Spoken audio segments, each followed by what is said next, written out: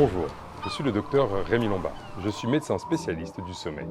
Avec le docteur Rémi Urgel qui mène des expériences sur le sommeil en conditions extrêmes, nous vous proposons de répondre aux questions que vous vous posez sur le sommeil. Aujourd'hui, nous allons répondre à la question « Combien de temps devons-nous dormir ?»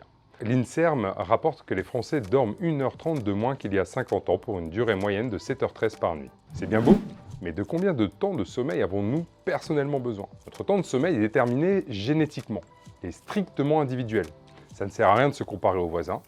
Super, et maintenant, comment connaître le temps de sommeil qui nous est réellement nécessaire? Le temps de sommeil nécessaire, c'est le temps de sommeil qui nous permet d'être en forme la journée. C'est celui qui nous permet de fonctionner normalement au long cours, dans des conditions de sommeil normales. L'une des méthodes préconisées pour l'évaluer, c'est d'observer son temps de sommeil à la fin de 15 jours, 3 semaines de vacances, sans contrainte horaire et sans trop grande augmentation de la consommation d'alcool. Prenons l'exemple d'un sportif ayant une compétition. Au hasard, un navigateur pendant une régate de voile. Il a dormi 3 heures par nuit pendant 3 jours, il a tenu le coup. Peut-on dire qu'il peut se satisfaire de 3 heures de sommeil toutes les nuits? La réponse est bien évidemment non. Dans cette situation, les hormones du stress l'aident à tenir, mais il ne peut pas vivre normalement dans cette situation toute une vie. Pourquoi, me direz-vous? Eh bien, il existe de nombreuses études sur l'impact de la privation de sommeil au quotidien.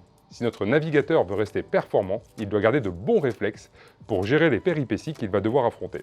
L'équipe de Williamson a démontré que 24 heures sans sommeil donnent des réflexes comparables à ceux de quelqu'un ayant un taux d'alcoolémie de 1 gramme dans le sang. C'est impressionnant, mais on ne se sent pas toujours concerné car on ne fait pas des nuits blanches tous les jours. Malheureusement pour nous, elle a retrouvé les mêmes résultats pour les personnes qui dorment 6 heures par nuit pendant 2 semaines. Ça fait réfléchir. La privation de sommeil au quotidien peut également avoir un impact sur la précision. L'équipe de Reiner a observé qu'une seule nuit de 5 heures de sommeil chez des joueurs de tennis était associée à une diminution de la précision au service allant jusqu'à 53% par rapport à une nuit de sommeil normale.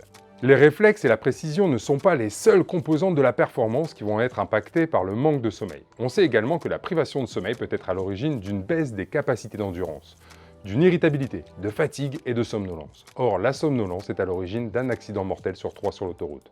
En mer, cela a été l'origine du naufrage du l'Exxon Valdez en 1989. Ce pétrolier avait longuement dévié de sa route car les membres de l'équipage n'avaient pas respecté leurs besoins de sommeil. Ce naufrage fut notamment à l'origine de la modification de la législation maritime internationale sur les temps de repos obligatoires. Certains me diront qu'ils ne conduisent pas et qu'ils ne font pas de sport. Il est quand même utile de prendre soin de son sommeil, car c'est pendant cette période que l'on consolide notre mémoire et nos défenses immunitaires. Dans 2 études différentes, les personnes qui dormaient moins de 7 heures avaient 3 fois plus de chances de développer une infection que celles qui dormaient 8 heures. Et celles qui dormaient moins de 5 heures, 4,5 fois plus de chances de développer l'infection. Et à long terme, ça fait quoi de ne pas dormir?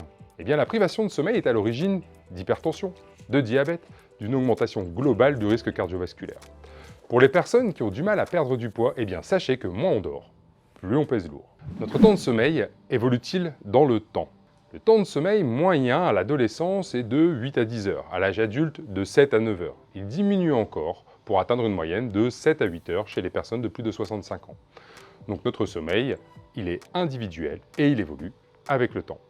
Il faut retenir qu'il est important d'avoir des temps de sommeil qui nous sont adaptés. L'Institut national du sommeil et de la vigilance recommande de ne pas dormir moins de 7 heures par nuit. On me demande souvent s'il est possible de nous entraîner à moins dormir. Eh bien, vous l'aurez compris. Le temps de sommeil dont vous avez besoin est inscrit dans votre ADN. Vouloir avoir un temps de sommeil inférieur à ses besoins, c'est s'exposer à des risques importants pour sa santé. J'espère que cette vidéo vous a plu et je vous dis à bientôt pour répondre à la question « Comment fonctionne notre sommeil ?»